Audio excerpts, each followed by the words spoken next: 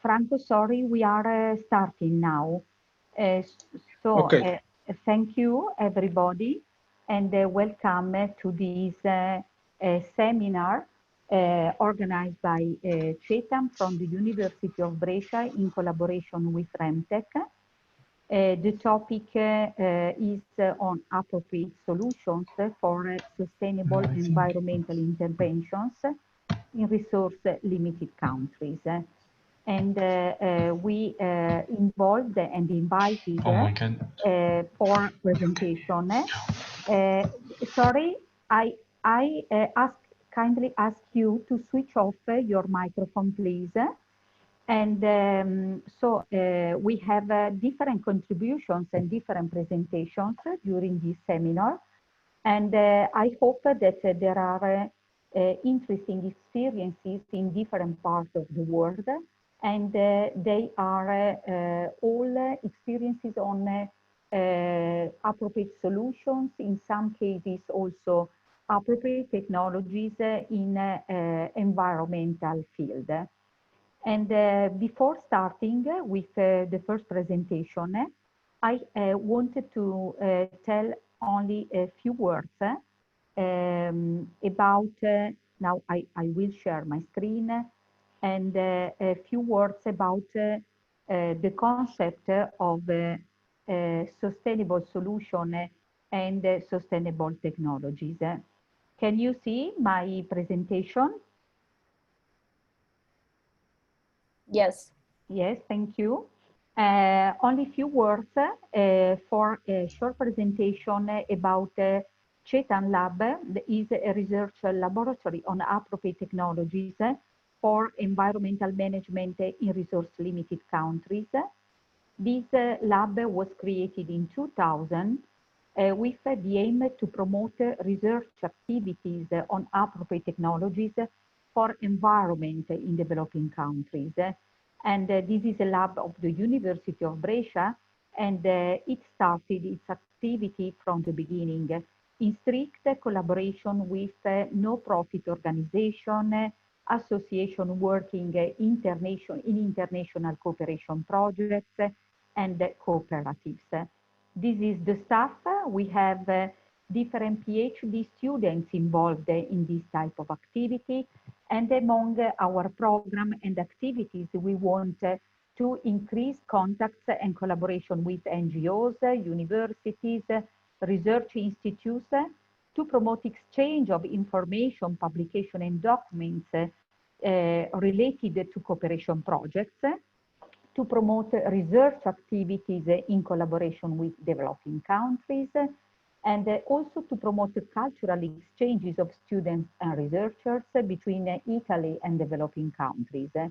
We also periodically organize seminars addressed to students in order to increase their awareness on the environmental issues in developing countries. And we also organize workshops, summer schools, courses, and conferences to increase technical knowledge on the environment in developing countries. The main topics within our research activity are related to drinking water, wastewater, solid waste, and energy.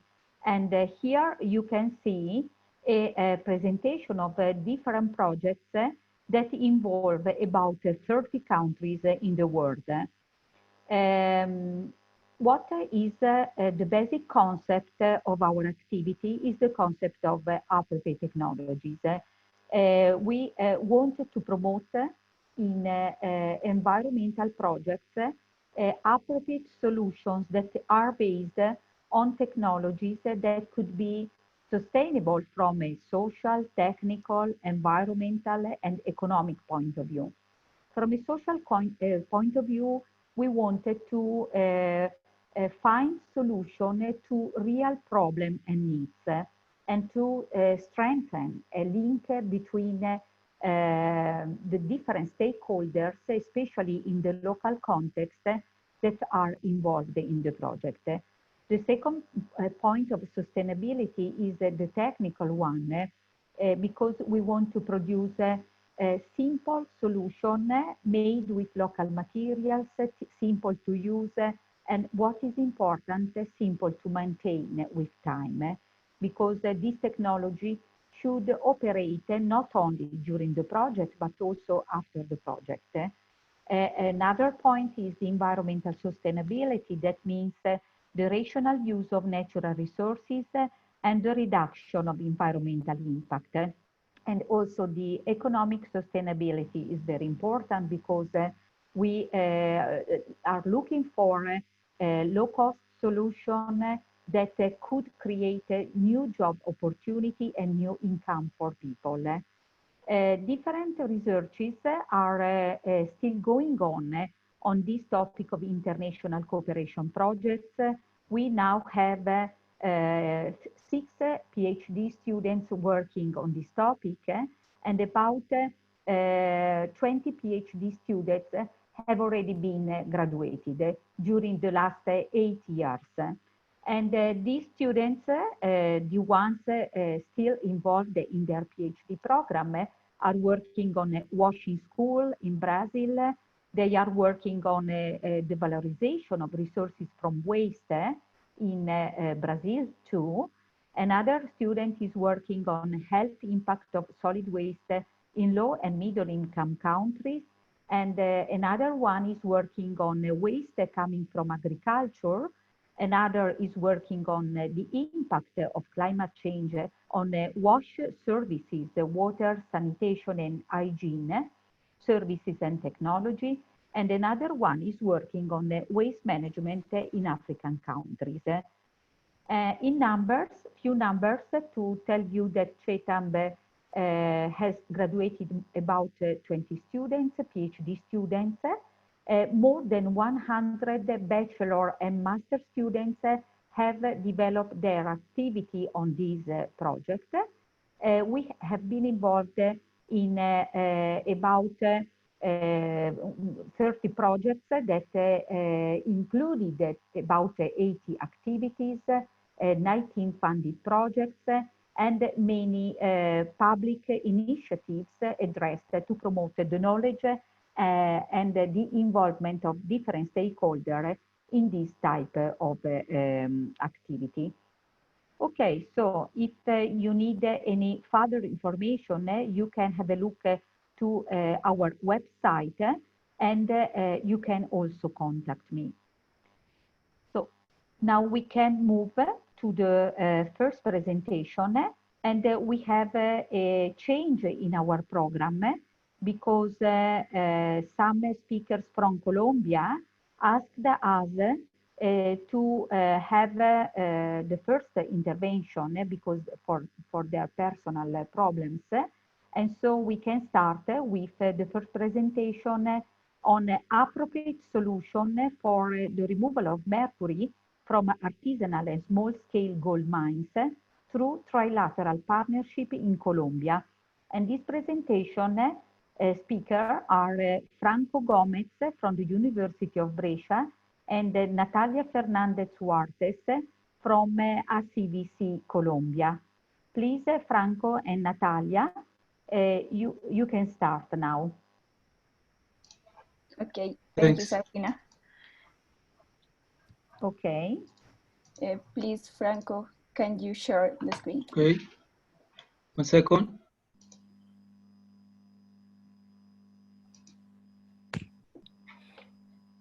Okay, you can see my screen? Okay, yes. Okay, perfect. Okay, so good afternoon, everyone. Can you hear me very well? Okay, thank you. My name is Natalia Fernandez Huertas, and together with Franco Gomez and Jesus Quintero, he can participate because he has problem with the connection, but Franco and me, we are going to present the research appropriate solutions for removal mercury from artisanal and small-scale gold mines through trilateral partnership in Colombia. Please, Franco, next. To begin, I want to tell you that the Peace and Farming Research of the Cimitarra River Valley is a figure promoted by the peace and movement and organization.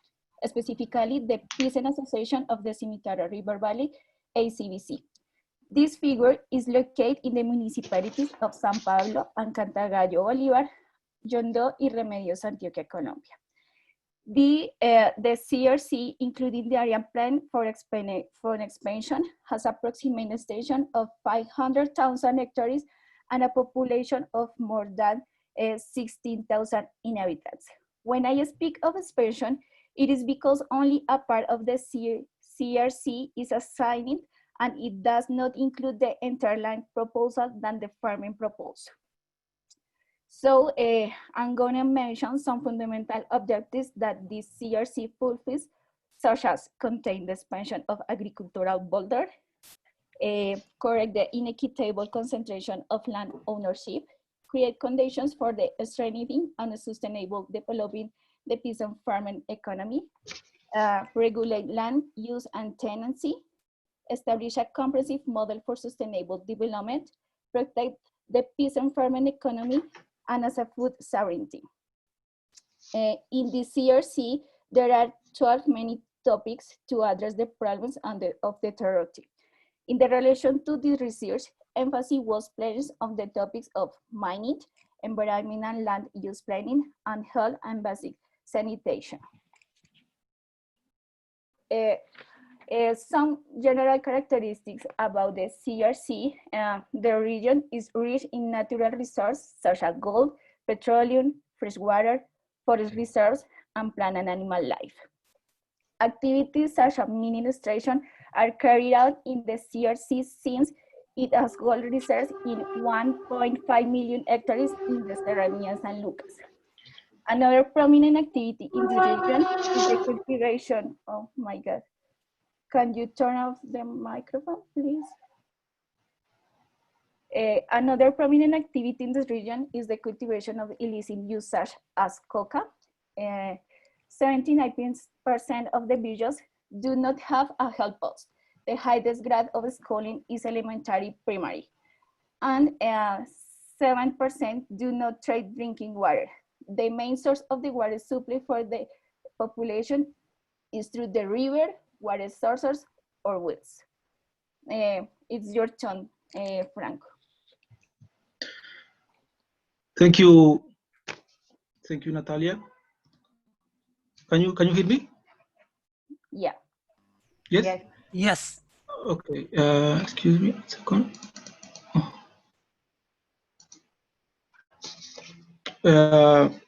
Good afternoon, everybody in Italy. Good morning in Colombia. I'm going to talk to you about this part about the partnership between CeTAmb LAB, University of UniPass, and Association ACBC Association. This partnership was created as environmental protection of the territory. The main of collaboration was to develop a system of technologies for remediation for wastewater contaminated by mercury, produced from informal mining of gold. The partners of partnerships, UniPass, University Institute of Pace, have 4,000 students. ACBC, the Association of Farmers, work for defense of human rights and for in general work for the sustainable development and sustainable agriculture, and the other partners in this partnership is the CeTAmb LAB, research laboratory in appropriate technologies for environmental management.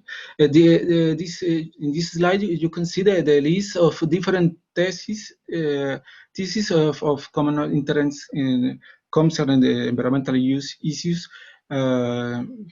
for within the farmer research zone. For example, develop of phytoremediation system for removal mercury from wastewater in 2015. For example, testing of technology for the reduction of pollution emission generated for the activities mining. and appropriate technology for remediation of mercury in 2017.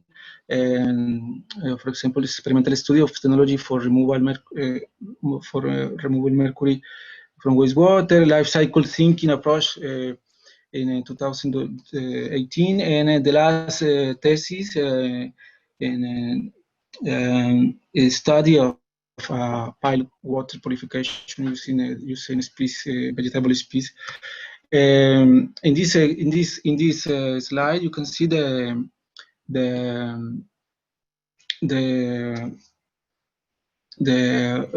phase of project.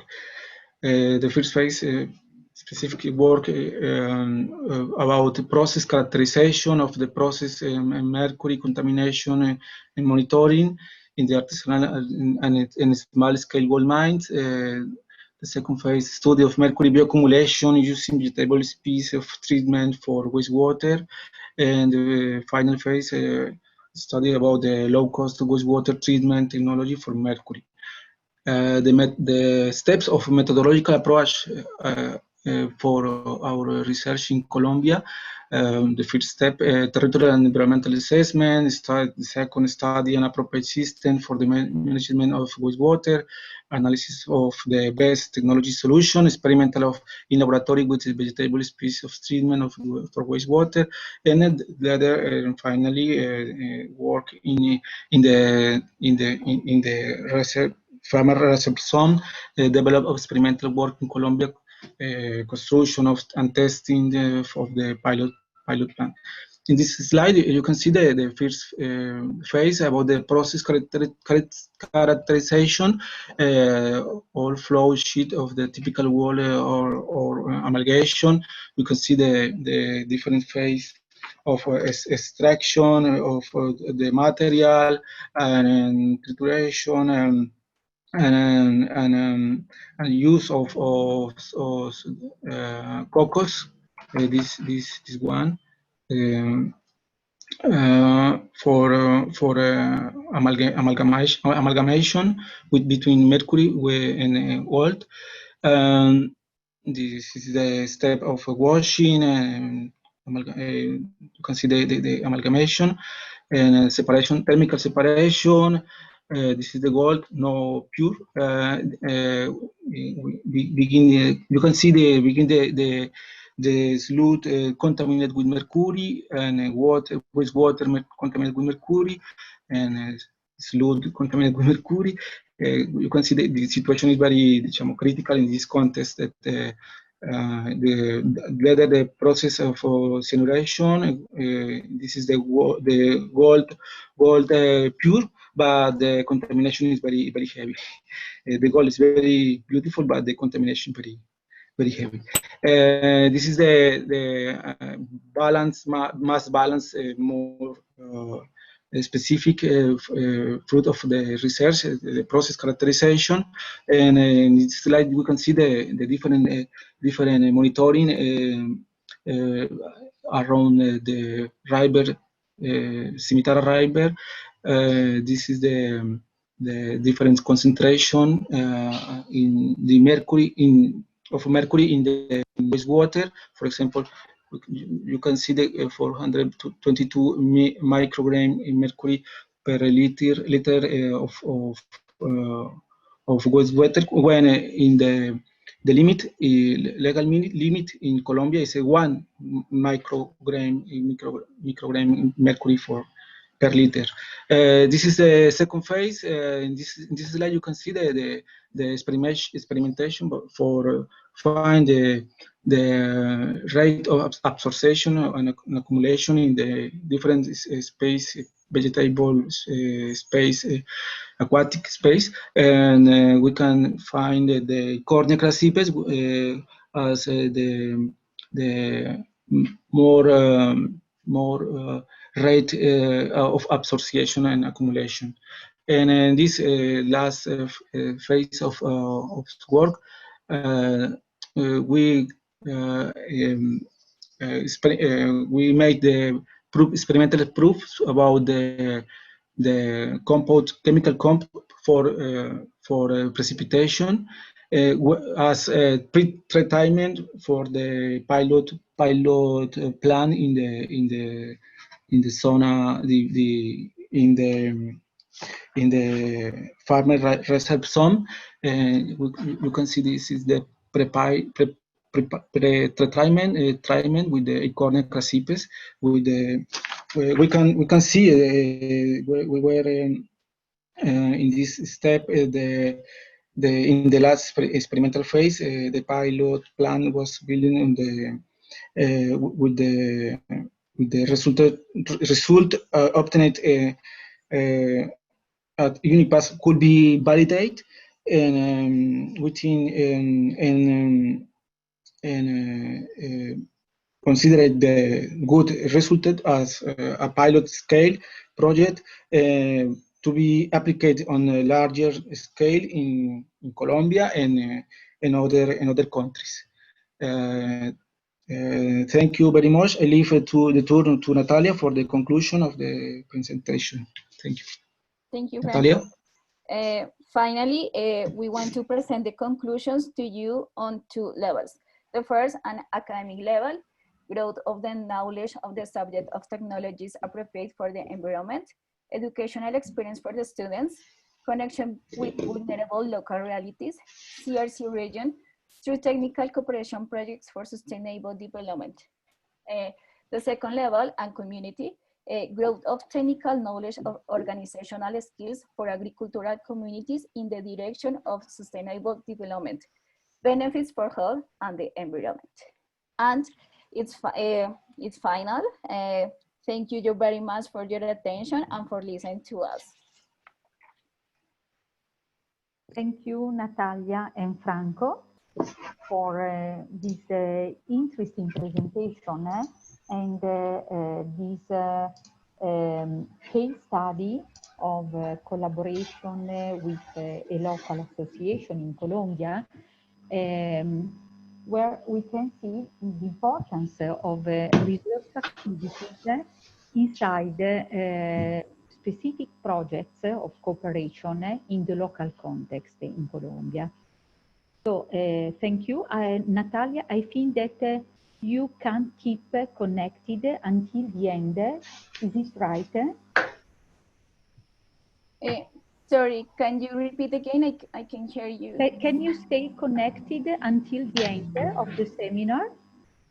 No, I can't because I have another meeting. I'm sorry. Okay. So I ask if anybody from the audience is interested to make some question. I don't know if you have any questions about this presentation.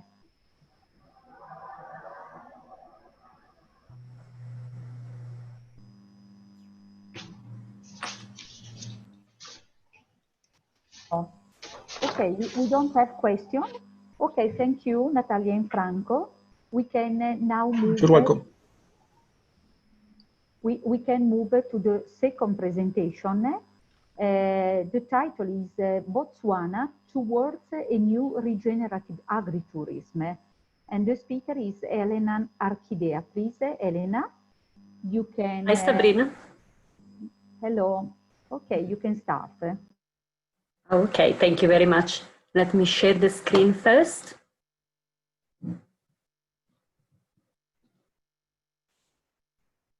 Sorry, I'm a little bit slow with this. Just trying to share the screen. Let me know when you can see it.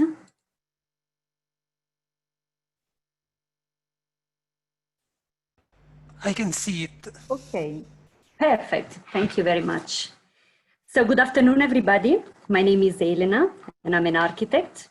I'm from Italy originally, and together with our team, we run an architectural firm by the name of Archidea Architects. We are mainly based in Botswana, where we have 2 offices.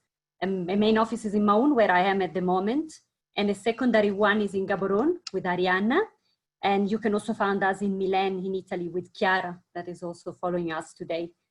So Botswana Towards a New Regenerative Agritourism is the title of our presentation. Let me start first with a small introduction of Botswana actual situation that I think is needed.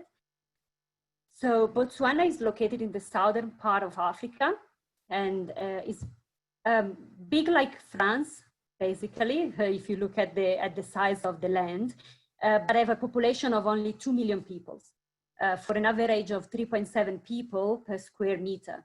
So it's really low populated. The capital is Gaborone. And here you can see the map of Botswana, just for who maybe doesn't know. Most of the land is Kalahari Desert. So they covered almost 80% of the surface of the whole country, which bring the whole arable land to a 0.7% of the total area.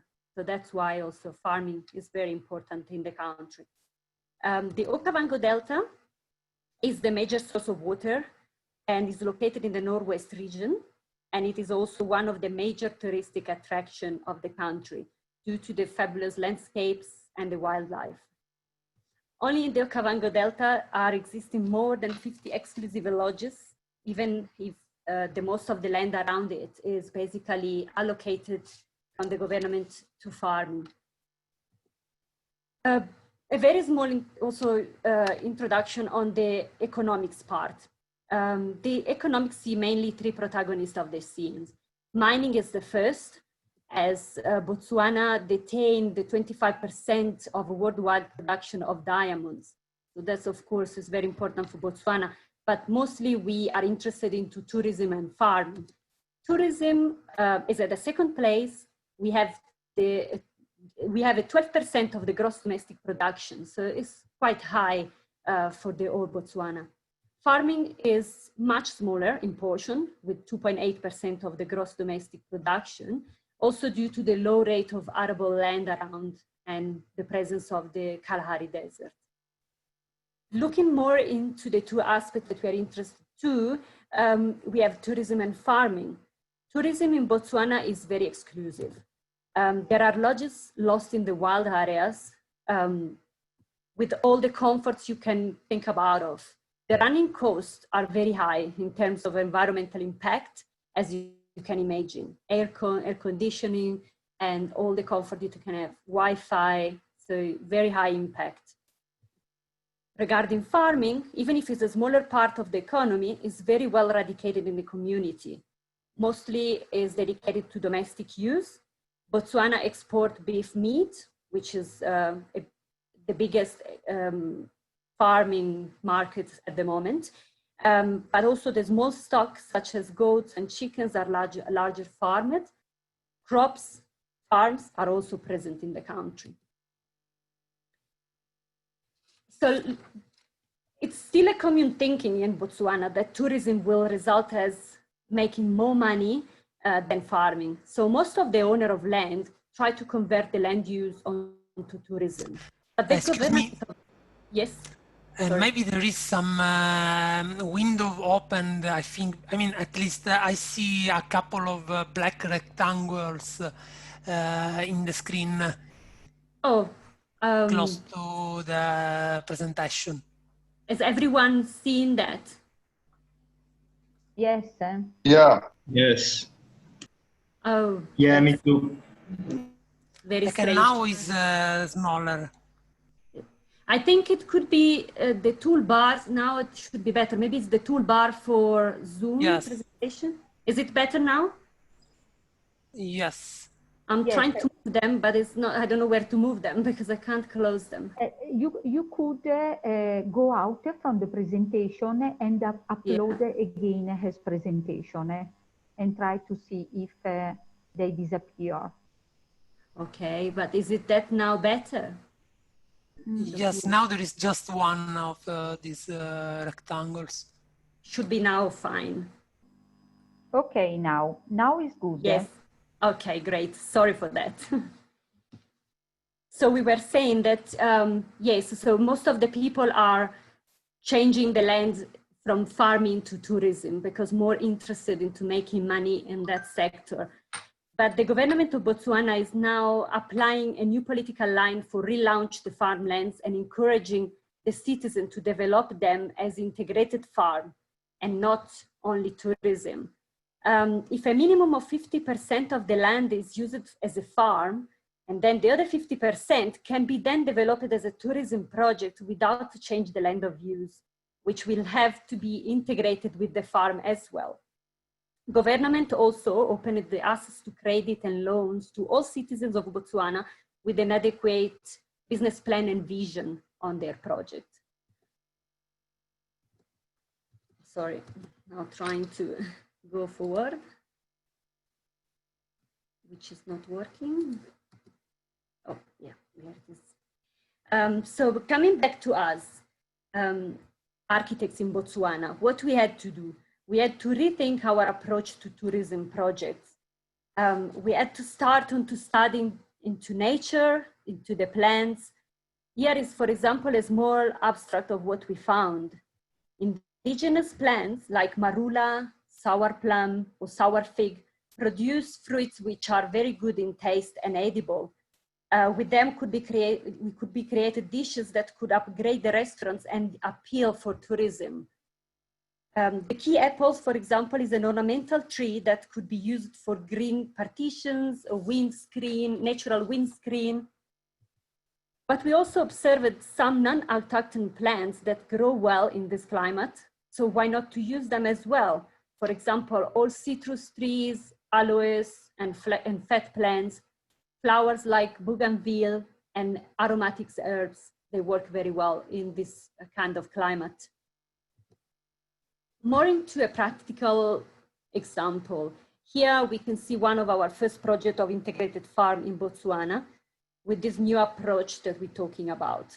Integration and regeneration have been with us along all the concept. The project is actually been approved by the authorities and it is at building stage. So you won't see pictures of something realized yet, that will come soon. The farm is located 40 kilometers from Maun in the Ocavango Delta floodplain and measure about 1.8 hectares. There is a portion which is dedicated to the tourism that faces the floodplain and the water. It has a campsite and an eco-lodge. All the power is, all the electricity is produced by solar panels. They are positioned on the roof of the staff parking area, so not visible on the ground. All sewage and grey water is collected and treated with a treatment plant that uses very little electricity. The water then can be reused for irrigation. All existing trees are preserved and new indigenous trees will be planted for shade and for wind screening and wind catcher. And also is created a pond in front of the main house, which will work for cooling down the predominant breeze coming from northwest direction. Then there is the farming part, finally, included plantation of lavender, production for the production of soap and perfumed bags, which will be used in the lodge and sold to the shop. Vegetables for the restaurant use following the seasonal production, citrus trees, plantation for jam and for fruits, herb for the restaurants, and chickens for production of eggs also connected to the restaurants and for selling out to the community. The wildlife is, of course, also all around for the tourism perspective, and is counting various species such hippopotamus, crocodiles, impalas, kudus, leopards, bird life, and many more. And this is the view on the floodplain. Having a look again to the project, which activities can be offered that integrate the farming to the tourism? This is what we thought about. So we create a path, a pedestrian path trail, developing like a circle from the lodge back to the lodge again, where you can smell the lavender while you go on your morning yoga. You can collect eggs and herbs for your breakfast in the morning. Under the citrus, we have designed picnic areas where to have breakfast previously prepared for you in a basket from the kitchen. The lovers of bird watching can climb a raised platform under the existing big tree. The main farmhouse is also important because the farmer is living in the property. The idea comes from the traditional Southern Africa farmhouses, which use grass and for the roof, which isolate very well from the heat of Africa. And there are big verandas in front, which they protect from the afternoon sun. A very simple concept with a central double volume that works as a seminary for the hot air to come out, and two lower wings with the rooms. Simplicity during construction will enormously cut the cost of material and labor because using local labor, which are not really well skilled, in this case is possible. Cross ventilation is ensured, and the double volume with high windows for the hot air to exit the building will create a seminary and keep cool the whole house. This is a view. We can see the protection from the sun, view from the big veranda and the thatch roof. The running water is all collected and then reused for flushing the toilets. The natural pond in front of the house will cool down and humidify the air from the breeze and bring it into the house as a natural cooler. In regard of the guest accommodation, according with the client budget, of course, we decide to use standard canvas tents, which are locally made. On top of them, we create a second roof to ensure ventilation. The tents are also raised from the ground to minimize the impact on ground level. All material used are natural or can be recycled after the use. This is again another view where you can see the accommodation. The ventilation will be catched by this big roof and canalated into the roof to create ventilation, which is very important in this kind of climate. And in this case, you can see the really low footprint on the ground. So if in 10 years' time, the project can be, let's say, removed and the nature can come back without interruption. In conclusion, we would like to see a design less exclusive. We would like to see less of these exclusive touristy lodges like this one in the pictures.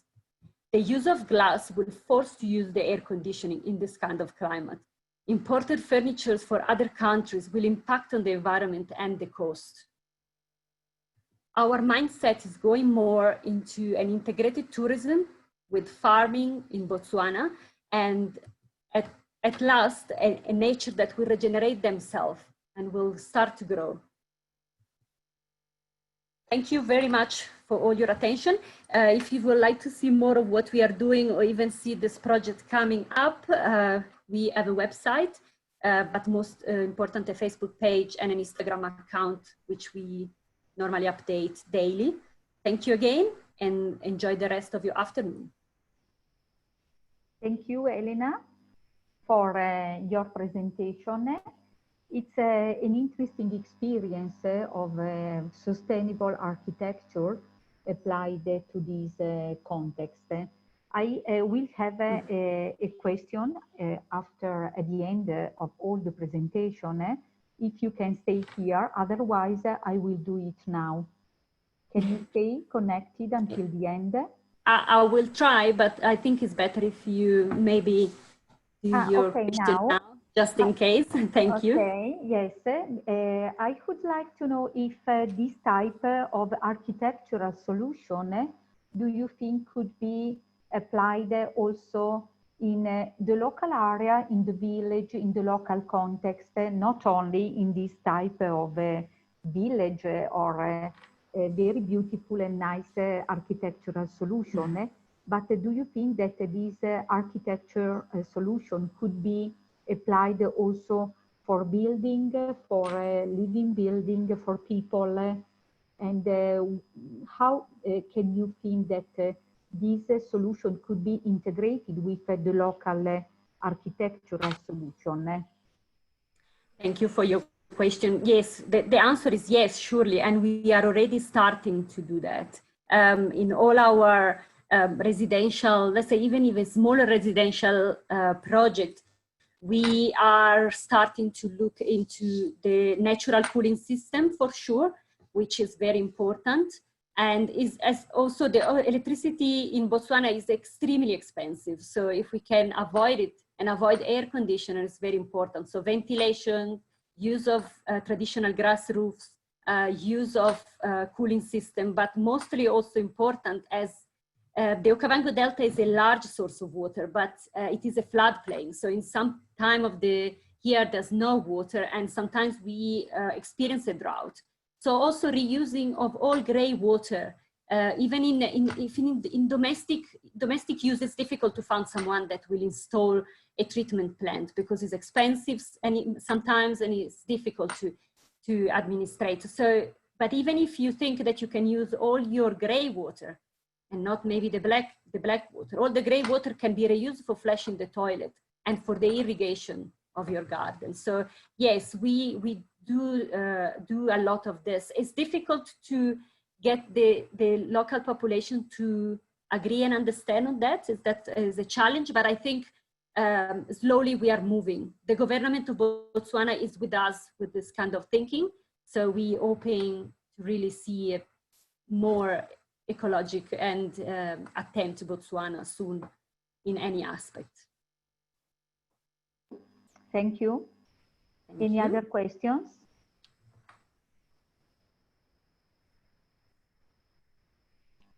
No, there are no questions. Thank you.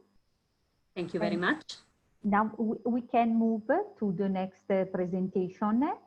Giovanni is the speaker, Giovanni Vinti from CeTAmb LAB, University of Brescia, and he will have a presentation on appropriate management of solid waste and use of improved cook stoves to reduce health risk and environmental issues among rural communities in Ghana. Giovanni, please, you can start. Yes. I'm trying to share my screen, but it is written all'ospite ha disabilitato la condivisione dello schermo. I don't know what does it mean.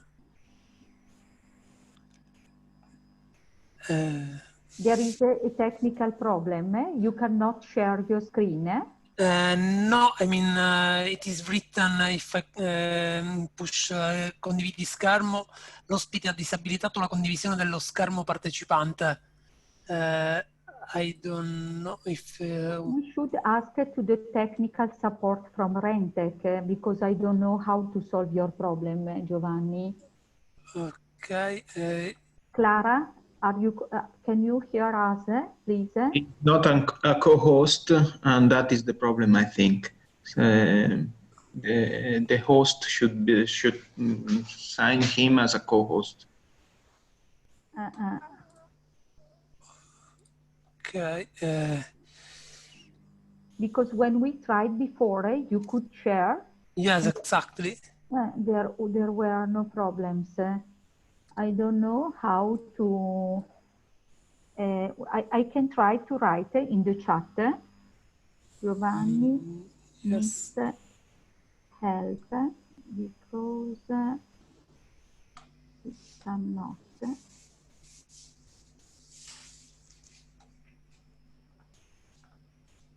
Giovanni.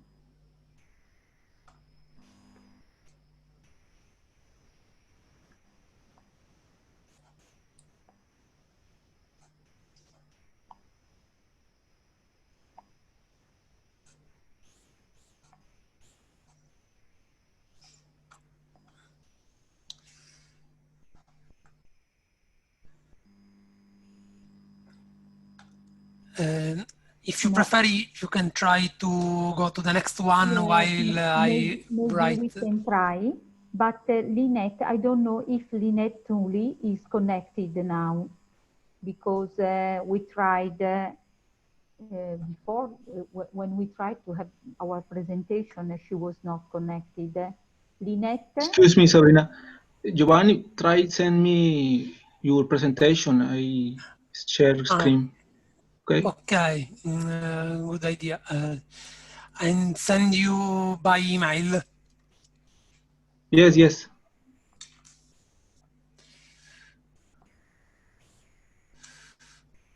Okay.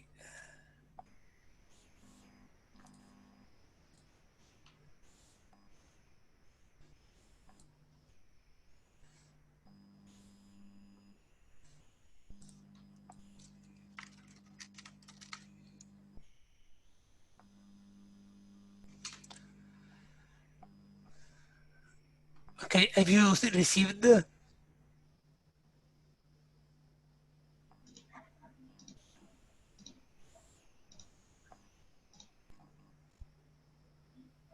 No yet. 1 second. Okay.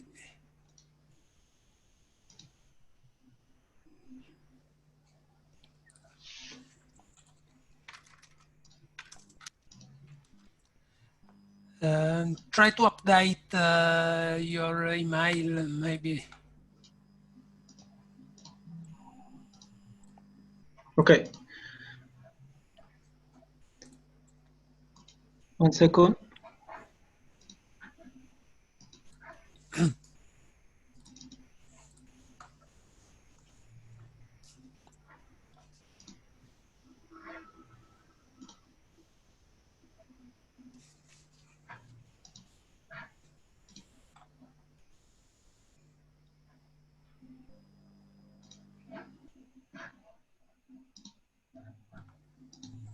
Did you receive, Franco?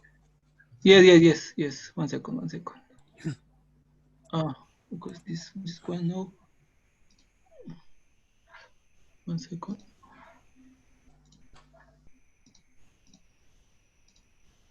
Okay. Okay, thank you very much. As Professor Sorlini told you, I am Giovanni Vinti, and I'm going to introduce a project in Ghana in which CeTAmb LAB is involved. Okay, you can go on. Puoi andare avanti, Franco? Yeah, 1 second. I don't.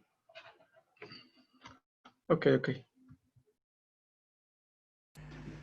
Okay, the title of this project is Sustainable Livelihoods, linking sustainable agriculture and organic waste management to social protection and decent work for unemployed youth, smallholder and women farmers in the savanna ecological zones of Brong-Ahafo and northern regions. As the long title said, is a project in which there are a lot of different activities with the main objective to improve living conditions of people of the rural areas of Ghana. And it is a project co-funded by the European Union. This is an ongoing project in which CeTAmb LAB is among the partners. If you go on, I change something in this slide. Okay. In particular, okay, I was saying anyway that CeTAmb LAB is involved in research and innovation activities, while about Ghana is a country located in West Africa with a population of about 30 million inhabitants. It is considered a lower middle income economy according to World Bank. It is important to highlight that there are about the population living in rural areas is about the 44%. This means that a lot of people live in rural areas of Ghana, and rural areas are the more weak under a lot of aspects. Indeed, for example, population using improved drinking water in rural areas of Ghana is less than 20%, while in terms of sanitation, about 20% of the entire country's population practice open defecation. But if we go in the 3 regions of northern Ghana, more than 70% of the population practice open defecation. And in this map on the right, you can see that I highlighted the Accra, which is the capital, Kumasi, and Tamale, because I went there for a field mission between November and December 2019. In particular, I moved in the area nearby Tamale, where there are I had about 9 field visits in different rural communities. You can go on, thanks. In rural Ghana, it is important to highlight that most people cook using inefficient traditional stoves, and it is also associated to many diseases, including childhood respiratory morbidity. In terms of solid waste, in Ghana, this is a big issue as well. Indeed, in many areas, both open dumping and open burning of waste are very common. You can go on, thanks. As you can see in this and these other photographs that I took in November, indeed.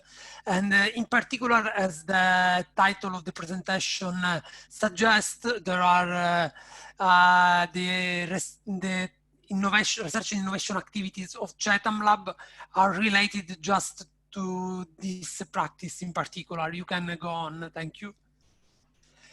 I went there and my field missions were in these 9 rural communities, as you can see, where there were the aforementioned common issues, but a further problem was related to the bad conditions of road connecting rural and urban area. You can go on for the photographs, thank you. For example, you can see here as the condition of the road was almost always this one on the right. This means that I spent a lot of hours to reach this location, and of course thinking about some kind of centralized system also for waste management is very difficult in these conditions. You can go on, thank you. After the field assessment, as CeTAmb LAB was some publication was scientific publication were written. For example, the first one is a document titled "Reducing Health Risk and Environmental Issues Using Solid Waste Best Practice and Improved Cook Tools Among Rural Communities in Ghana." This is a manual, but is I would say user-friendly. I mean, this is not only for engineers, but for people that work in similar contexts. This is a manual that is downloadable for free here. That is the CeTAmb LAB website. Furthermore, was written a conference paper for the Venice Symposium in which we talked about the concentration of particulate matters and carbon monoxide in smokes from inefficient cooking system in rural communities of Ghana and the health implication. And there is also a scientific paper in progress about health risk posed by the mismanagement of solid waste, taking the 9 rural communities of the field missions as a case study. In this case, we are also involving some researcher from the Emory University of Atlanta. You can go, thank you, Franco. And okay, now you should go on 3 times for the 3 figures. Another one, and the last one, thank you. No, another one. Okay, perfect. About the research and innovation activities related to CeTAmb LAB and conceived in the Sustainable Livelihood Project, I can say that we conceived these 3 kinds of technologies appropriate for the local context. I mean, composting bins for bio-waste, namely the organic fraction of solid waste, in particular food waste, the anaerobic digesters and improved cook stoves.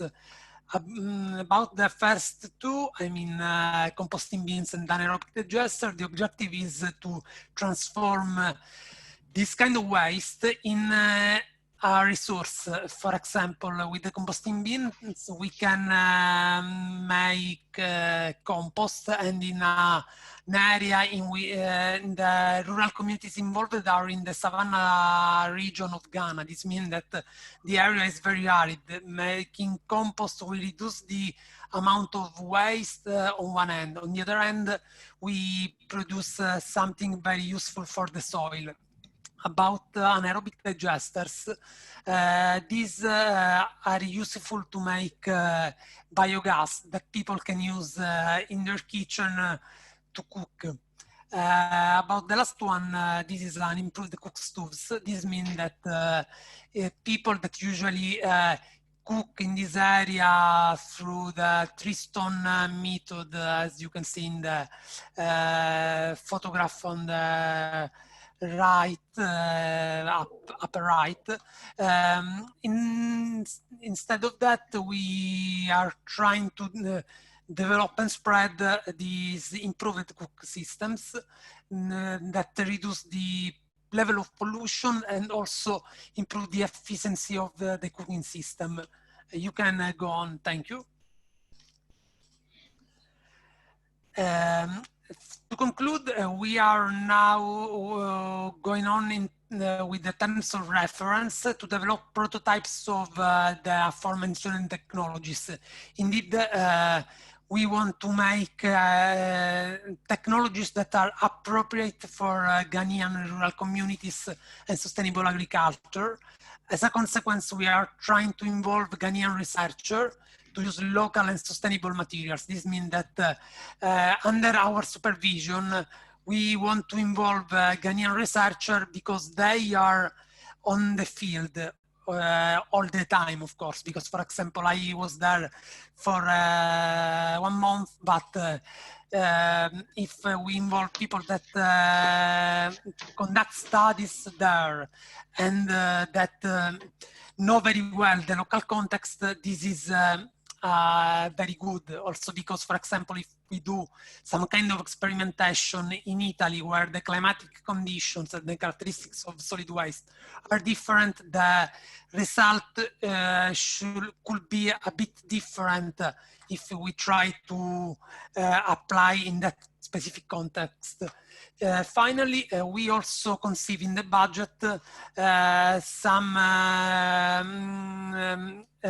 costs related to travel and accommodation for Ghanaian researchers or stakeholders in general to participate for free to the CeTAmb LAB summer school, because except for this year because of COVID, every summer we make in Brescia the summer school in which we have we involve also international speakers and expertise. This means that this could be a good opportunity of international cooperation and exchange of experience. Okay, you can go on, but I concluded. So thanks for the attention. Thank you, Giovanni. So I ask if anybody has a question.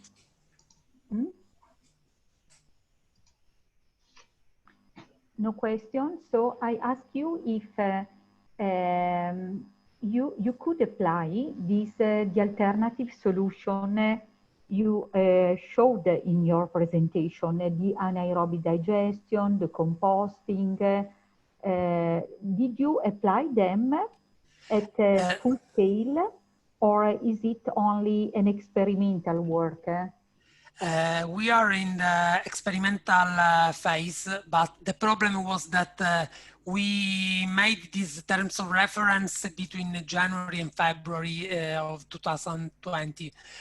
Soon after the pandemic started, this means that we had a lot of issues for example, I couldn't go there to develop this activity in that moment, and also to involve the local researcher and so on was very difficult at the moment. So now we are starting to go on for these activities in particular.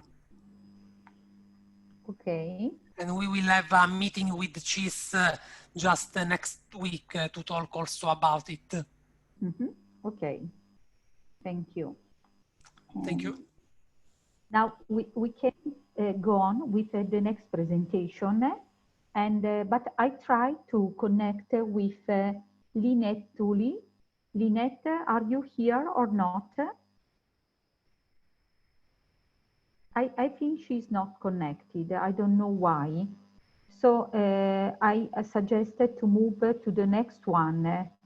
The next presentation is related to beyond technologies, the role of landscape, communities and local traditions for an appropriate intervention design. And the speaker is Federico Monica from Taxi Bruce Studio. Federico? Yes, hello. Hello, you can start, please. Good afternoon. Let me start my presentation.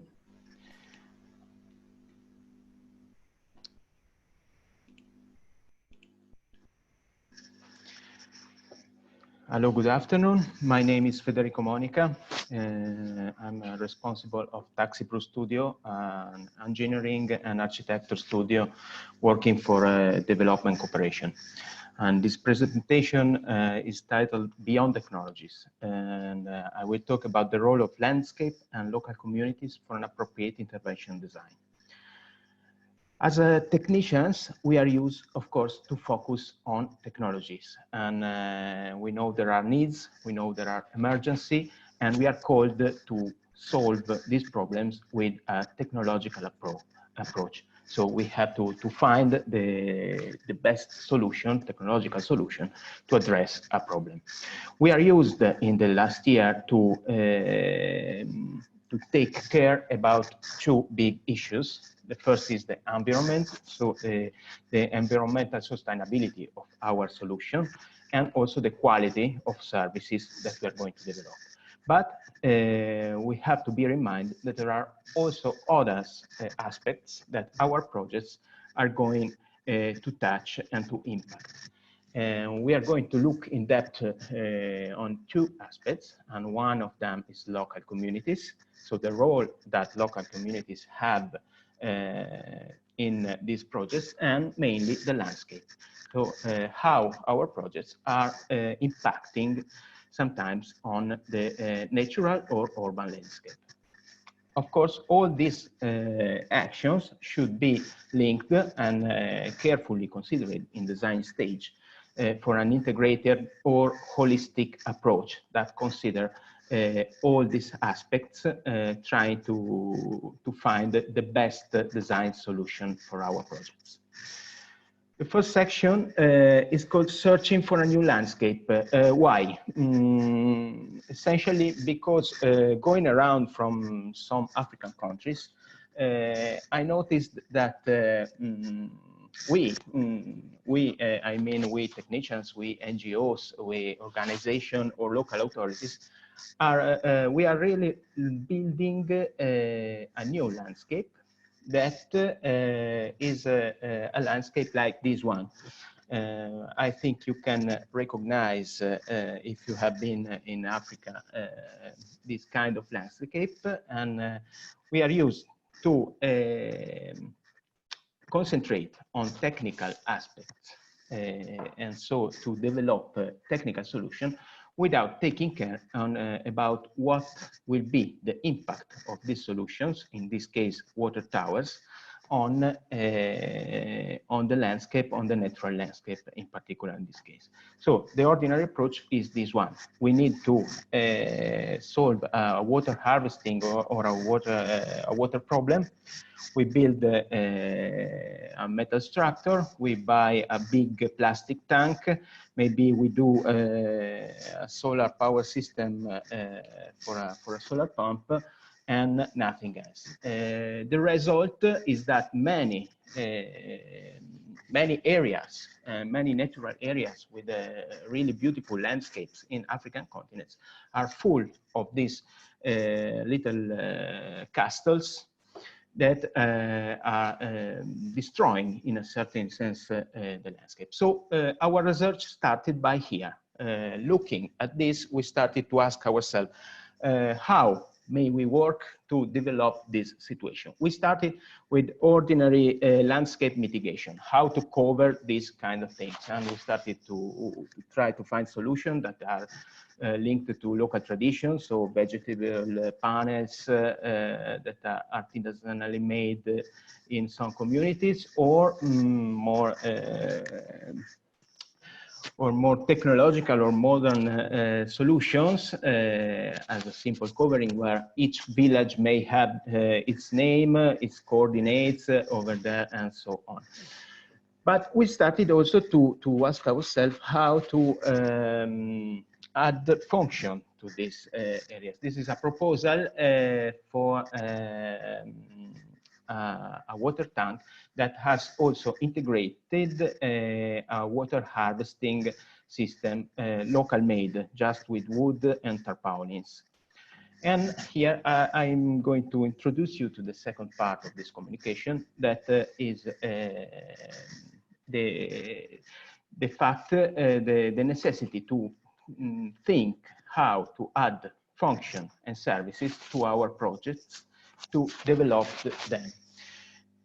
When we plan a water tank or a water tower or a borehole, we are used, as I said before, to concentrate to some really technical issues, and we start to study how much will be deep the borehole, and the diameter of pipes, and so on. But we tend to forget that we are creating mainly a public space.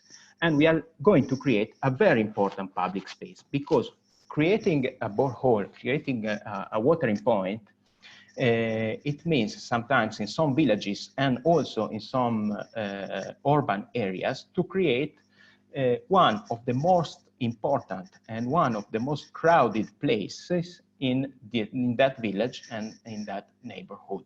So we started to consider this, and we started to try to find some proposals, some solutions that can integrate the role, the important role of bringing water to these communities, to the social role that these places are going to be and are going to have. And so we developed this small project, really simple, that is called Water Square. It's a small square around the water tower, where people can sit, can wait their turn to fill their jerry can. There is a small blackboard, so it's possible to organize some small meetings and trainings and so on. There is a socket, an electric socket, if it's planned to have the solar pump for charging mobile and so on.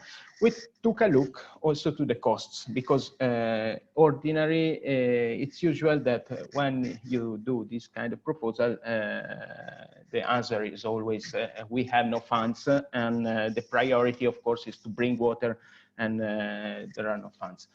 A project like this one, approximately, it will cost less than 15% more than an ordinary borehole, solar pump, and tank construction. It depends then by the place where we are going to develop it, because using local materials and local workers, these costs may also be lower than 15%. So with a really low budget, we can create a place that in some villages and in some urban areas may really become a little square and a little important place. Another proposal, another idea is the one that we took green tanks. Here we are in urban areas, and we see even in urban areas, these tanks represent at one side a very important infrastructure, because the problem of clean water in urban areas is maybe worse than in many rural areas.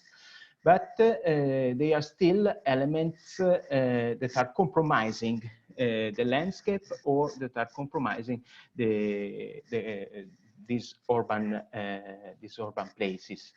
And we started to try to think how to add functions to these tanks, and at the same time to develop the perceptions of these areas.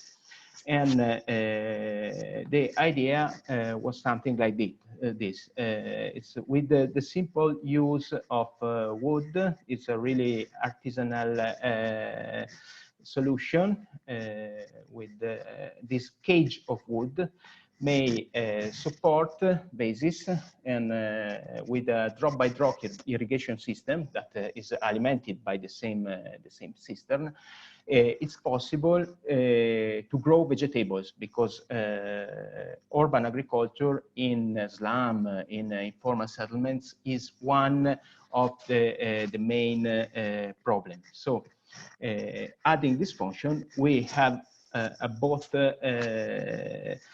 we have two improvements. We add function, and we give an opportunity to grow vegetables, and we develop also the perception of an area that where usually the green is missing. And so our suggestion is to have these systems that are bringing the green in some slum areas. The same problem we have in the schools. In the schools, fortunately, many schools, they are starting to build this rain harvesting solution, but usually they are going to occupy playgrounds and so on. In a project we are just finished in Goma, we designed a school, a secondary school, where we put our cistern integrated into the building. So we use just the foundation of the building. We don't need to dig other foundation. And the cistern is there. You can see it in the middle of the building in front. And but the other interesting solution is that we put the overfull pipe drains in a way that they go in a public area, on the public streets. And this allowed the neighborhood people to go and collect water for free when it rains too much. So with no cost, it just costed some pipes longer than ordinary. We added an important function, and just not limiting to do what was asked us to do, and so to develop a rainwater collection for the school, but doing something also for the surrounding community. And the last part is exactly about listening on local communities. And this is another suggestion I'm going to present you. It regards a slum in Freetown, the capital of Sierra Leone. It's the crew-based slum where we developed a participatory assessment. And this is the assessment of the water network. So we have water wells, and we have public water taps.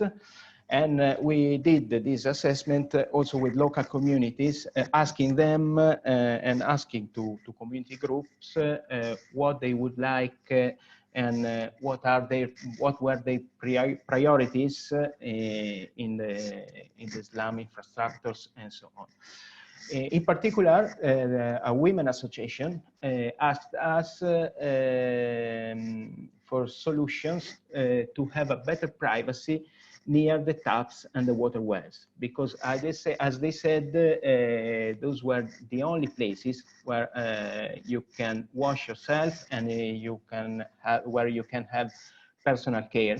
And of course, many women cannot feel safe to go by themselves. They have to organize groups. Sometimes they have to go out to wash themselves after dark. So we developed this other small idea that is we call Water Square 2. And it's also, this is a really simple idea. It's just the same covering to protect the area of the water well, and with these vegetal booths to create some places where people can have a small shower or wash themselves without being seen by outside. So in conclusion, beyond technologies, what means going beyond technologies? Means to recognize that technical projects have other implications, and they should be designed with an holistic approach. We have seen how environment, landscape, and local communities' role is really important. Local communities are not just our beneficiaries, but may become the promoters of ideas, of solutions, and even sometimes of innovation. And at the end, we have to be reminded that adding functions and also adding aesthetic to our works, as well as maintaining a low-cost budget, may maximize the impact of our action. And that's all. Thank you for your attention, and thank you. Thank you, Federico, for this presentation. It's very interesting. And I was interested because it's an experience where architecture and wash services and wash system can integrate. And my question was on how did you include in this type of solution the systems already used by the local people for water collection, water storage, and if you, before planning this new solution, evaluated the type of solution already applied in the local context, and if yes, how did you integrate your proposal with the already existing solutions? Okay, we should divide the answer in two parts. One regarding the rural areas, and one, of course, regarding the urban one. And well, in rural areas, it's so interesting, and in fact, there is a missing part in this presentation that regards the local traditions. And local traditions are so interesting and usually are less impacting because are less extensive and have a less impact on the landscape. So of course there is a research on it, and especially with the rural areas. Like, for example, the solution for, with the tarpaulin that for water harvesting has borne by local solution already put in place in some areas in Eswatini. And in the second hand, in urban areas is different, because yes, there are still local solutions in urban areas, but they are not so traditional, and these kind of urban areas are emergency areas, and so the answer is usually more related to emergency action. Okay, thank you. And are there any other questions? I have a question, if I can. Yes, please. Hi, Federico. Thank you. It was very inspiring. I really like it. Talking about the water tank commune area where people can have water from borehole water, wherever. It's very interesting. I don't know if this is a question, was just thinking about it, because I'm thinking now here in Botswana, water is administered by the water utilities, so a government water supplier, which normally make you pay for the water. But even if it doesn't, how do you stop a possible abuse? Like overnight, people can go and get a lot of water from the tank and use it for constructions or for other things. Here in Africa is very used to have this kind of abuse. And I'm very interested into the idea. I can see it, propose it to the water utilities, but I can also see the problem that come with. Have you never think about a possible solutions or something that can avoid the abuse of water? No, our experience in West Africa or in other countries in Horn of Africa, especially in rural areas, but also in slums, we have seen free taps and free public fountains. Maybe there are less drought problems than in the southern part of Africa. And I know in some areas they are already using digital solution as mobile apps or cards. And surprisingly, these methods are working extensively.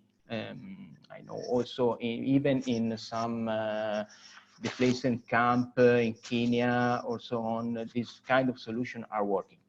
This may be a possible solution. Thank you very much.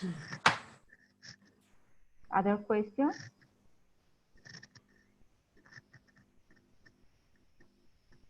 No? Okay, Federico, thank you for your presentation. Thank you very much. Now we can move to the next one, a presentation on a program of appropriate, sustainable, and integrated solutions to mitigate the effects of Hurricane Mitch in Honduras. And we have two speakers, Sergio Cipolla and Margherita Maniscalco from CETAmb NGO. Please, Federico and Margherita, you can start.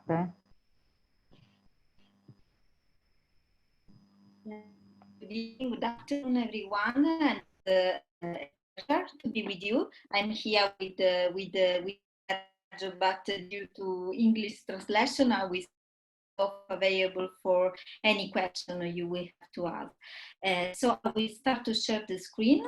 I hope. Okay.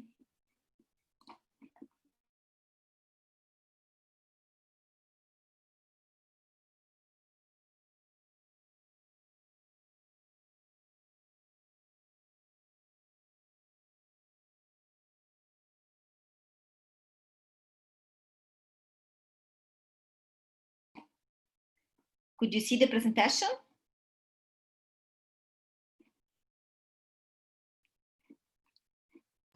No, I can't see it. Okay. Now, could you see?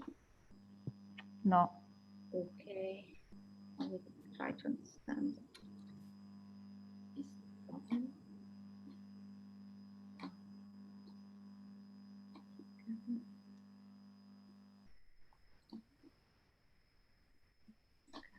Okay, now we can see it. Okay, I will start. Okay, so my name is Margherita Maniscalco and I work for CETAmb, and I'm here with Sergio Cipolla, that is the president of the association. Today we are going to speak about a project that was completed some years ago. For most recent project already, Giovanni Vinci introduced the activities now we are running in Ghana. The project concerns an integrated program that we implemented in Central America, and specifically in Honduras, after a natural disaster that was consisting in the Hurricane Mitch that affected the Central America in 1998. Immediately after the program, our NGO started to organize a field visit on the field to assess the situation in Honduras, and following this visit, we were able to carry out 4 projects that we integrated in a single program from the 1999 until the 2006. The project had been funded by different agencies that at that time were implementing recovery programs in Central America. America, and specifically the program of the European Union, the regional program on reconstruction of Central America, and more specifically the component dedicated to the water and sanitation sector, program carried out by European Union in the framework of the emergency ECHO, and also cooperation by the United Nations.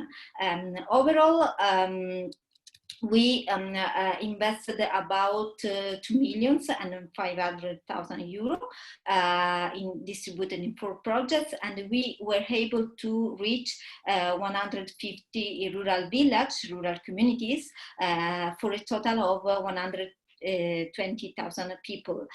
Of course, we didn't implement all these activities alone, but we worked in partnership especially with 2 local NGOs, Agua para el Pueblo and the Asociación Hondureña de Juntas Administradoras de Sistemas de Agua, and also an Italian NGO, Associazione Partecipazione e Sviluppo. And of course, we also created a platform of cooperation with different local universities and also the local institution and the national authorities. Just a few words about the natural disaster. This was really a tremendous disaster. Maybe some of you can remember it. It was a hurricane that was considered the second most powerful hurricanes in the Central America. In the Atlantic Basin, which in October 26 started to move from the very, very close to the Central American countries. The hurricane specifically affected Honduras, Nicaragua, and many other countries like Guatemala and others, and Mexico, but especially Honduras was very strong and mostly first was very, very cool. The hurricane was started very close to these countries, and because practically the hurricane stalled for 5, 6, 7 days on the effect of the hurricanes in terms of flooding, in terms of landslide, were tremendous. For this reason, has been registered as the second digest Atlantic hurricane in the area. And the effect has been estimated in 20,000 deaths, $7 billion of loss of damage, of missing person and of displaced person, and many long-term effects. Specifically,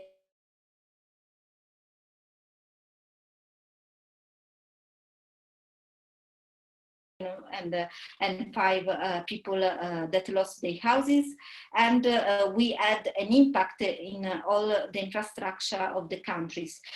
For this reason, also at that time, President of the nation reported that in one night they lost the progress of 50 years. So it was a tremendous impact on this country.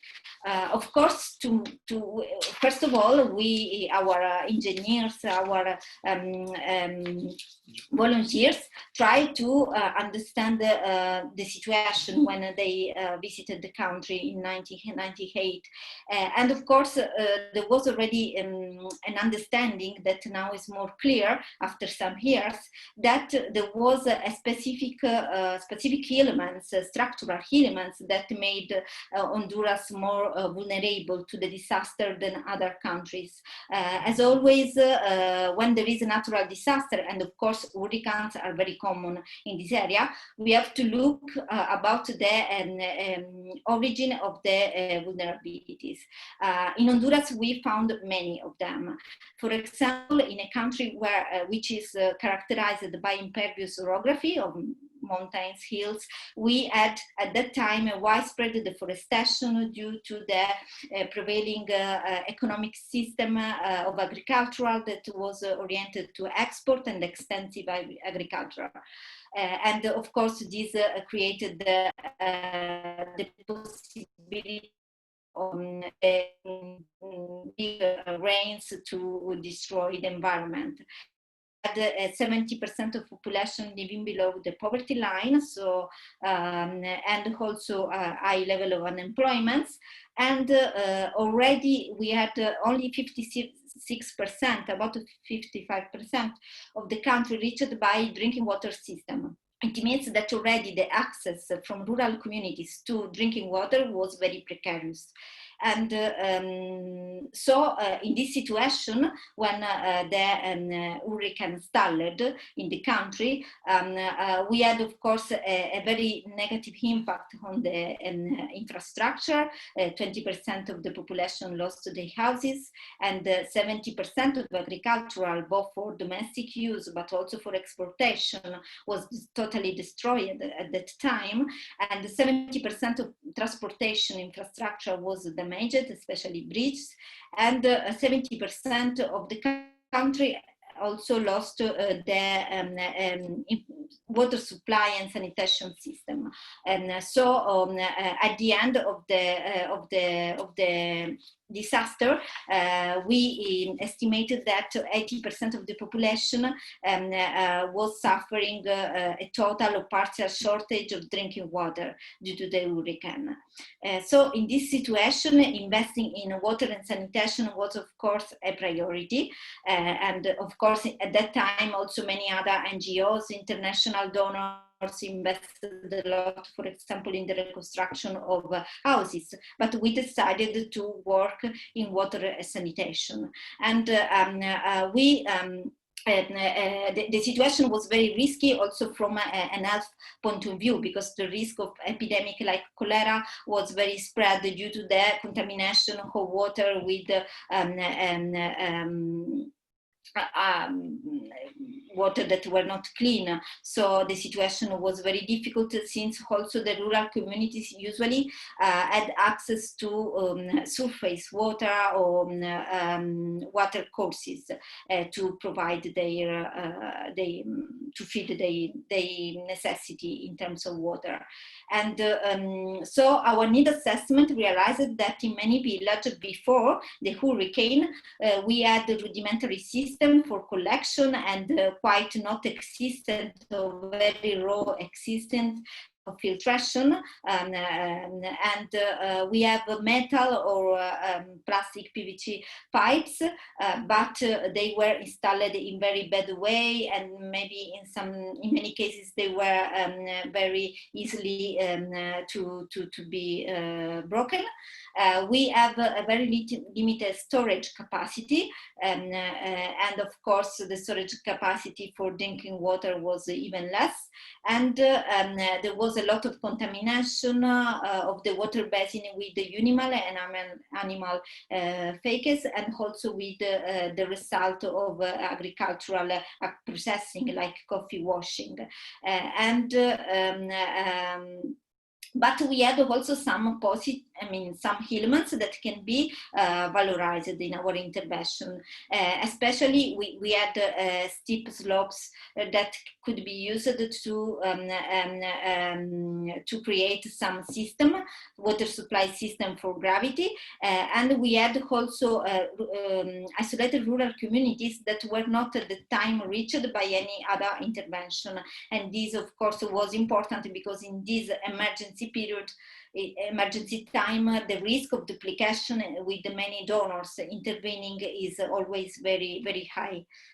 And so our intervention as objective, of course, supporting the communities to recovery the existing infrastructure and creating new one and reconstruct the one destroyed by the hurricane. But also we adopted since the beginning a medium-term perspective, which has been used in many programs at the time in Honduras, of course, of a development approach. So also creating the condition to further develop and improve the water and sanitation system, and to create a certain resilience to future natural disaster.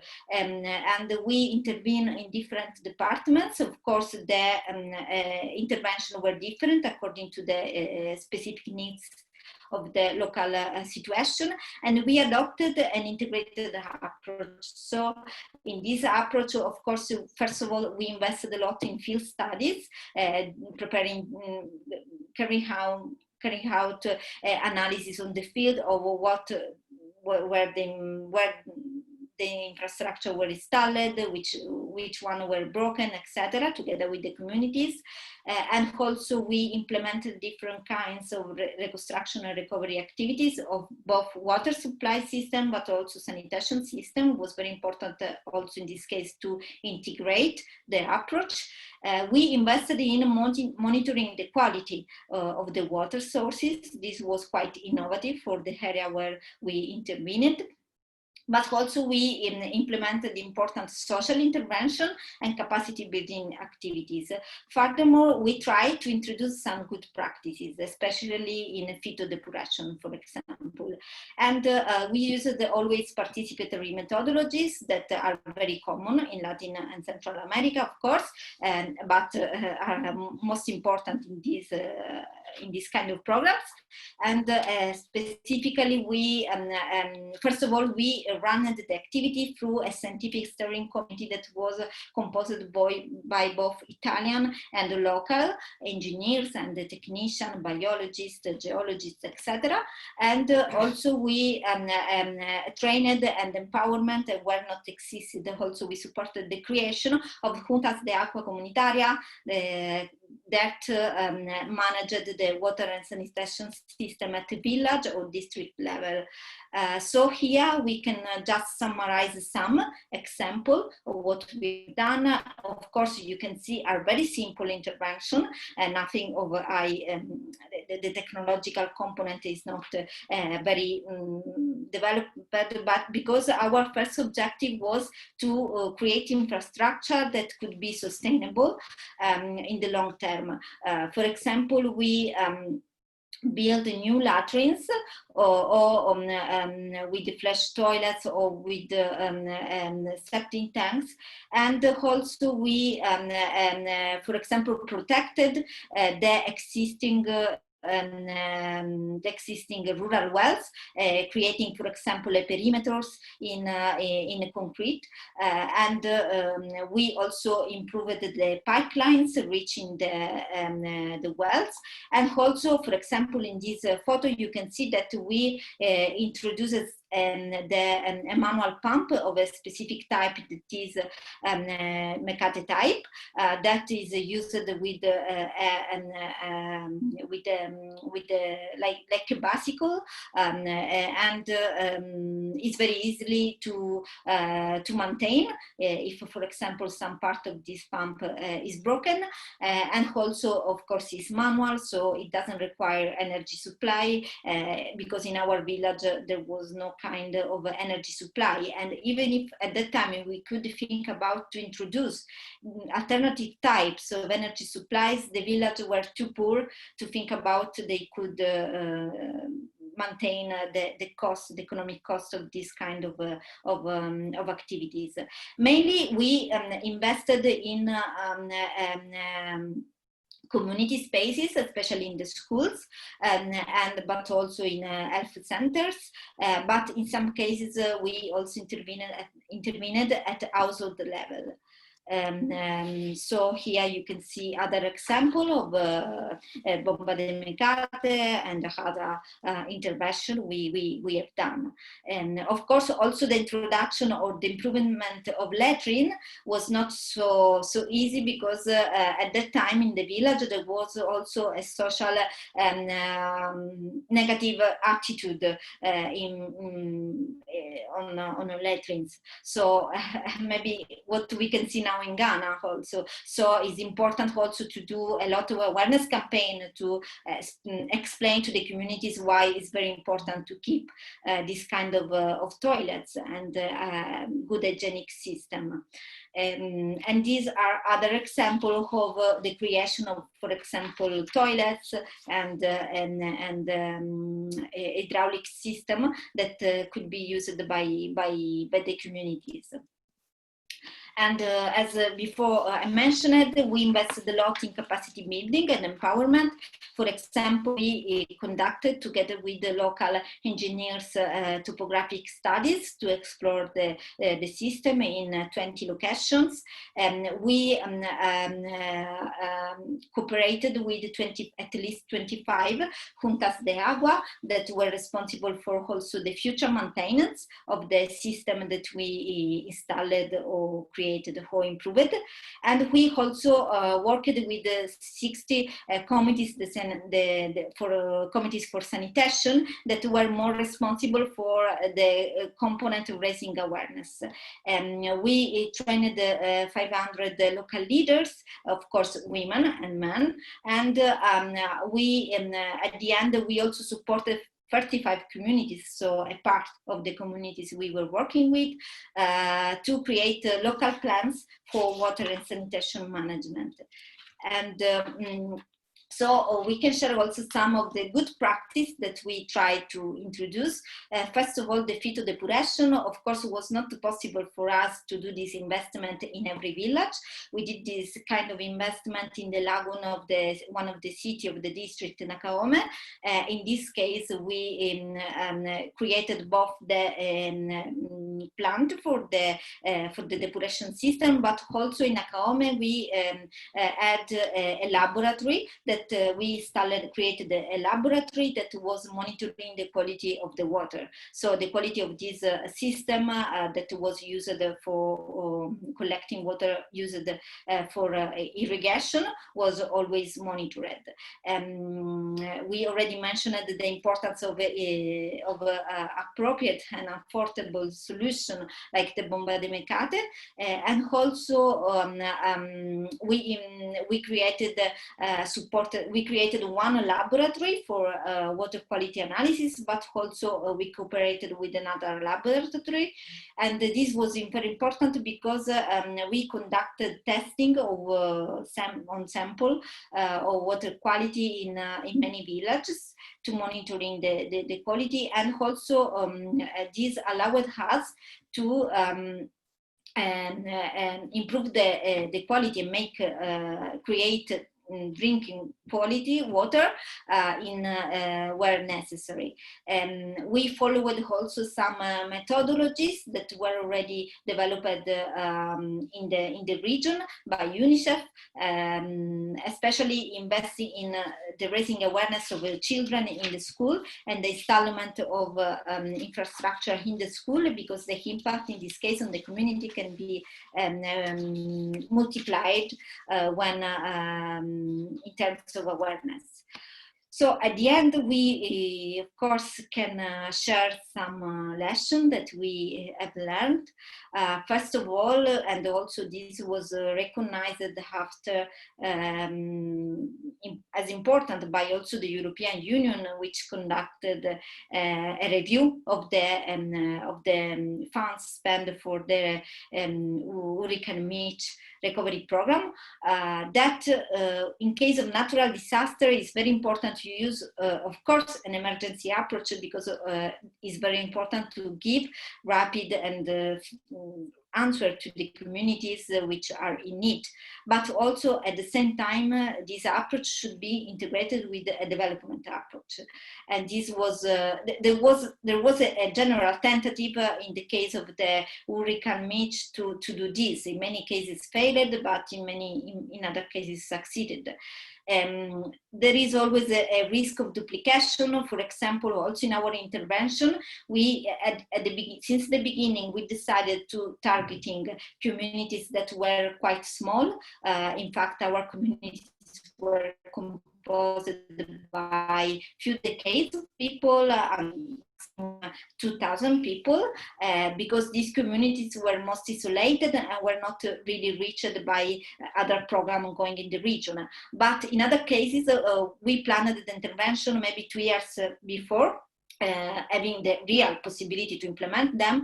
And so at that time, the communities were already interested involved in other programs, and we needed to change. So it's very important for also the donor community to recognize, to give to the implementing partners the necessary flexibility to also change, for example, the beneficiary, because in sometimes it's very difficult to avoid duplication. But very important, we also understood that water scarcity, and the cases Honduras demonstrate this, is also a relative concept, because Honduras is not a country characterized by water scarcity at all, but of course, due to the hurricane Mitch, the situation, the population was totally vulnerable to water scarcity. So it's very important always to invest in both physical and social infrastructure at the same time to improve the resilience of local community to disaster. And very important for us was since the beginning to distinguish between the access to safe and reliable water resources from the access to drinking water. Of course, we were not able at that time to guarantee with our intervention drinking water to all the 150 villages. I mean, it was possible, but selecting the intervention. So we, together with the communities that were informed about our approach, we created a system of chlorinization of a partially part of the water that was used for drinking.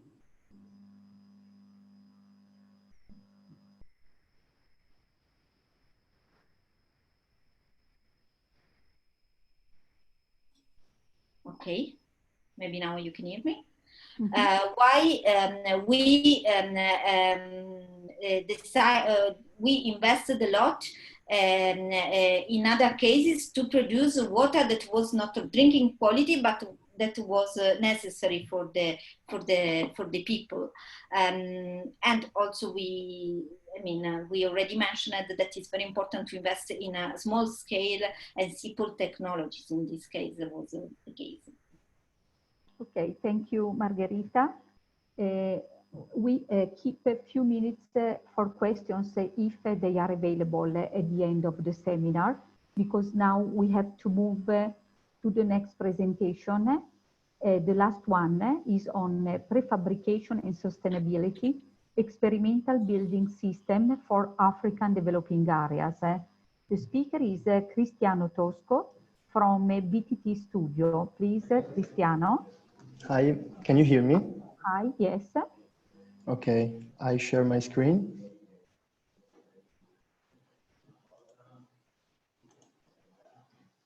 If you can see, I can start.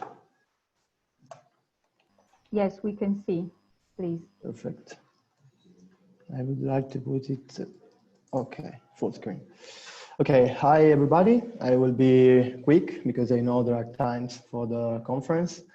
I'm Cristiano Tosco. I'm present here my office, the office where I work, which is BTT Studio, an architectural office based in Turin, Italy. And today I will show you an experimental system based on prefabrication and sustainability, as the title of my presentation suggests, which is actually, we are working together with a company which is called UDM, which is the real, I can say, the builder of this system. But now I will just briefly explain you who we are. So BTT is a B think tank, is the correct complete name, is a design practice based in Turin. We mainly work on big scale design, on architecture and urbanism. And we are care about the communities where we work. So we take into account the existing communities everywhere we generally work. We are a young office, so in general, we are really experiment the design as a tool to investigate communities. And the second element that I can say today is that we really taking care of the sustainability in a complete sense, so not just the environmental one. UDM is this company which is based, was founded in Italy, sorry, but is based in Abidjan, Ivory Coast. Is the result of cooperation between two companies which were all related to building on the building market in general, and in particular on the carpentry of their starting goal was carpentry of solar panels and doors and window systems. They worked in a lot of places, like here you can see some of them: Benin, Nigeria, Congo, Liberia, Senegal, Gambia, and Guinea. But today they are mainly working on in Abidjan, as I told before. BDT, here I just show some projects. Tomorrow, if you want, there will be also a presentation of my colleague related to the new Bologna IRS, and that is our present project that is mainly related to sustainability, talking about the topics we are talking about today. And another project I put in this slide is a house for 15 people in Tanzania, which was thought to be built by the community, and we were finalists. Some examples of UDM work is related to offices and housing buildings in all the countries that I said. In particular, their actual work is related on Abidjan. My presentation starts from some questions. These questions are related to a problem, two main problems that are visible, that are tangible in particular in Abidjan, but also in Niger, for example. In general, in all the developing areas where the communities are trying to make, how can I say, they are working in their traditional way, but we saw that there are some problems. These problems in particular are environmental. Here you can see some photos that we took in Niger. There is no comment for these photos. They are really dramatic. And the buildings, which is the main problem we want to try to work on, which are in particular in Benin, they are mainly made in earth, which is the traditional way to build houses, and concrete. But the concrete is a kind of concrete which has no a balance between, for example, sand and concrete. Metal bars are not so common sometimes, so it's a low quality concrete.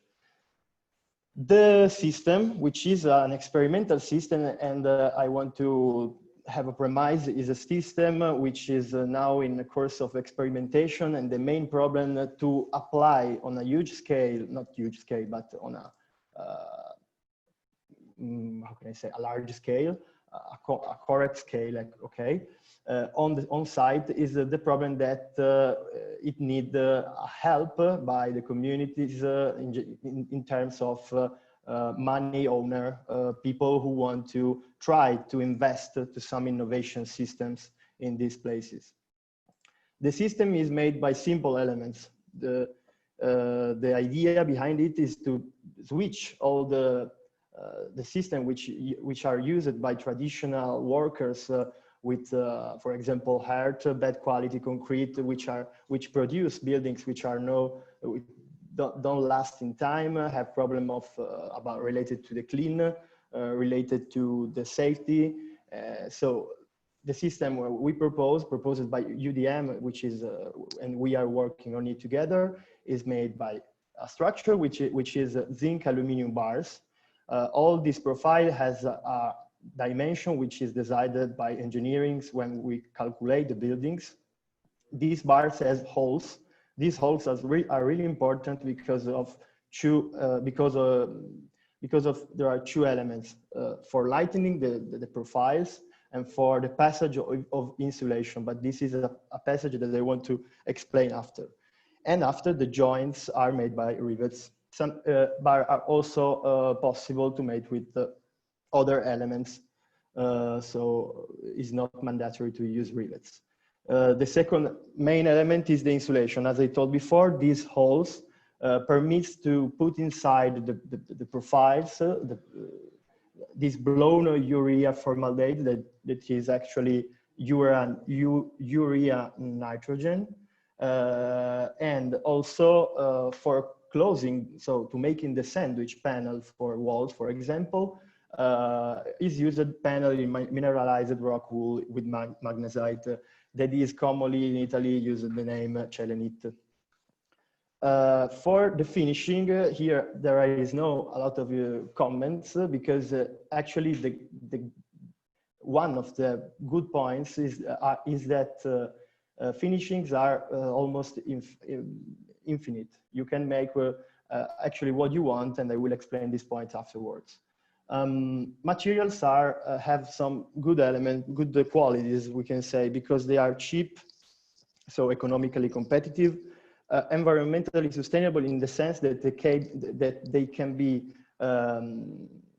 removed when the building will be changed, will be destroyed for some reasons, and also, of course, flexible because the form and the height of the buildings can vary without any problems to the structures.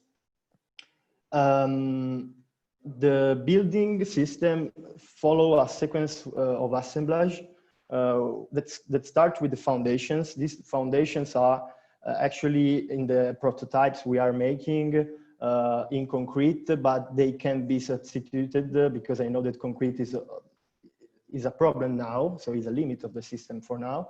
But they can substitute it with other elements, like, for example, planks, which leave a gap between the floor and the ground.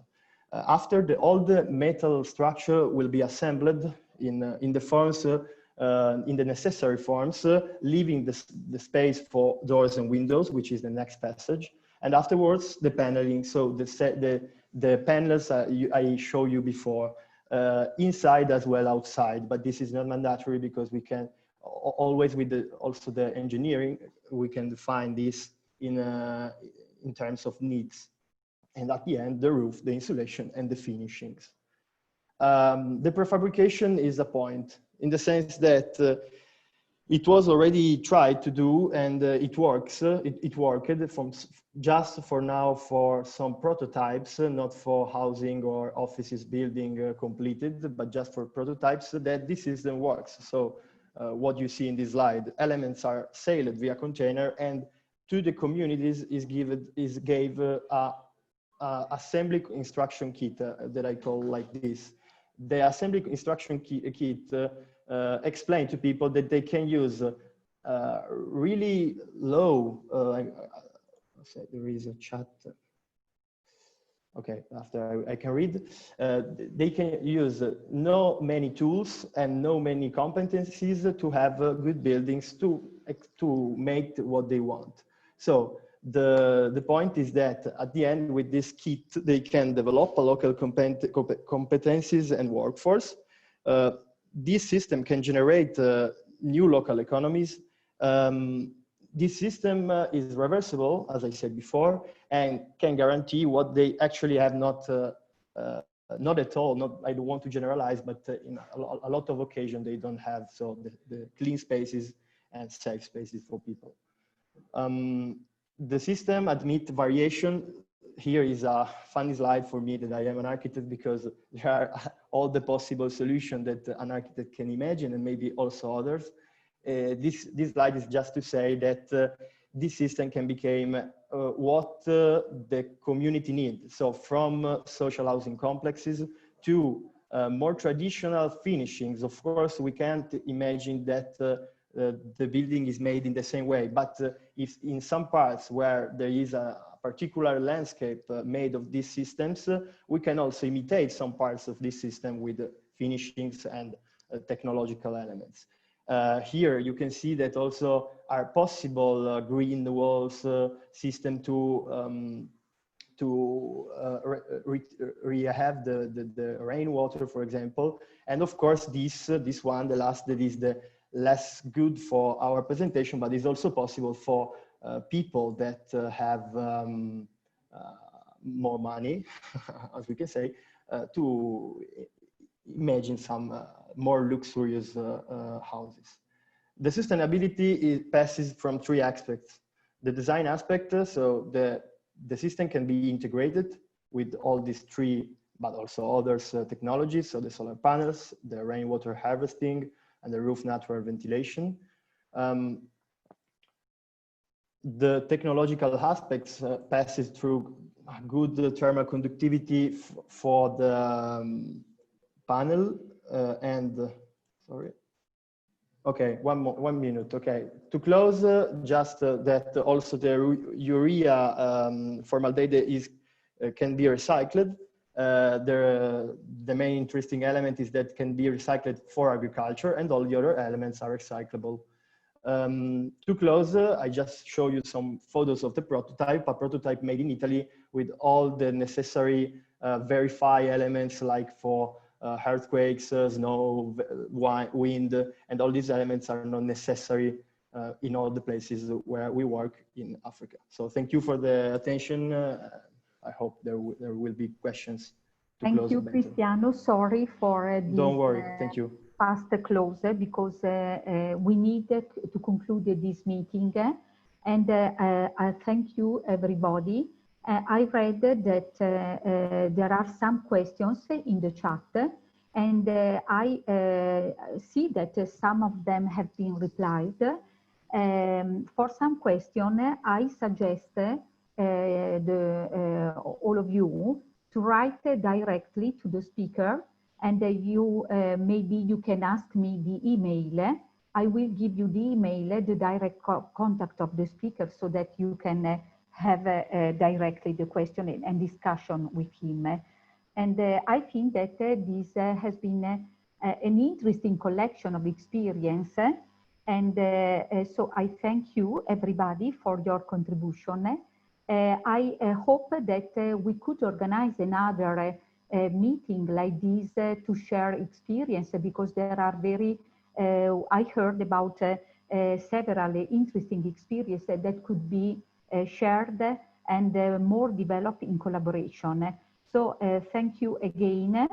And sorry if we need to be in hurry to close this conference and seminar. Thank you, everybody. Thank you. Thank you. Thank you, and bye-bye.